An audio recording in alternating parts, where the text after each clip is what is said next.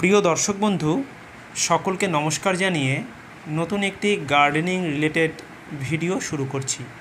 বন্ধুরা, সামনেই চন্দ্রমল্লিকা সিজন আসতে চলেছে, আর ভালো মানের চন্দ্রমল্লিকা গাছ করতে হলে আমাদের এখন থেকেই শুরু করতে হবে।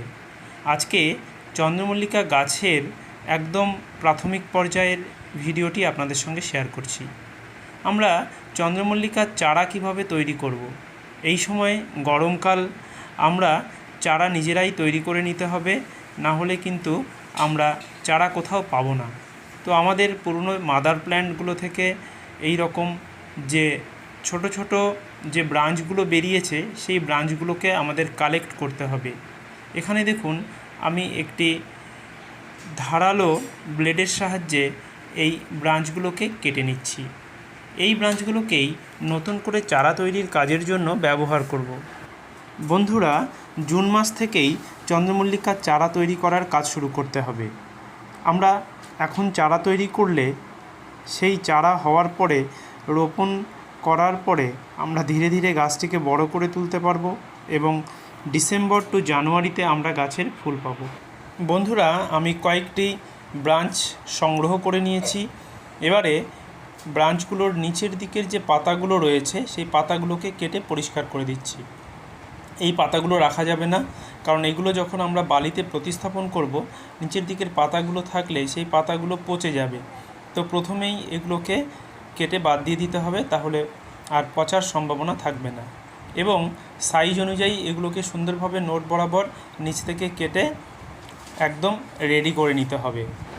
এভাবে কাটিংগুলোকে প্রস্তুত করে নেওয়ার পরে আমরা রুট হরমোন পাউডার বা কাটিং এইড পাউডার এটাকে নেব।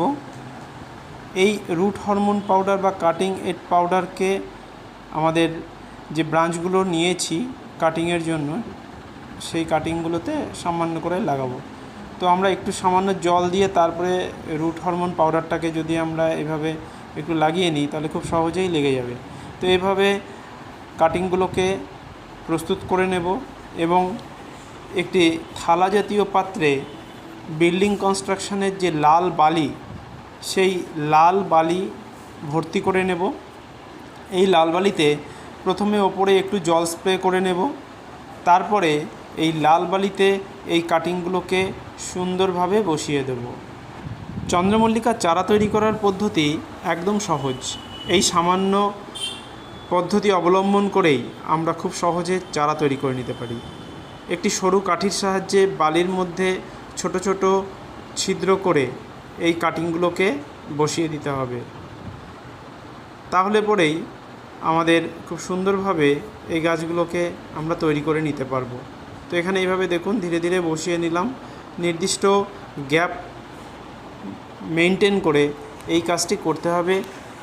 চারাগুলো বসানোর পরে এই বালিতে আমরা জল দিয়ে দেব এবং একটি ছায়াযুক্ত স্থানে এই পাত্রটিকে রেখে দেব 15 থেকে 20 দিনের জন্য।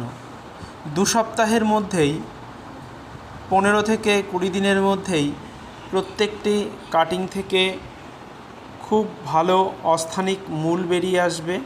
তখন আমরা সেই ছোট্ট ছোট্ট কাটিংয়ের চারাগুলোকে তুলে নিয়ে প্রথমে জলে বালিটা ধুয়ে তারপরে আমরা ছোট ছোট পটে প্রতিস্থাপন করতে পারবো। তো বন্ধুরা দেখুন, আমি চারা প্রত্যেকটাই কাটিং বসিয়ে দিয়েছি এবং জলও দিয়ে দিয়েছি। এবারে এটিকে একটি ছায়াযুক্ত স্থানে রেখে দেব 15 দিনের জন্য, তারপরে এই চারা তৈরি হয়ে যাবে।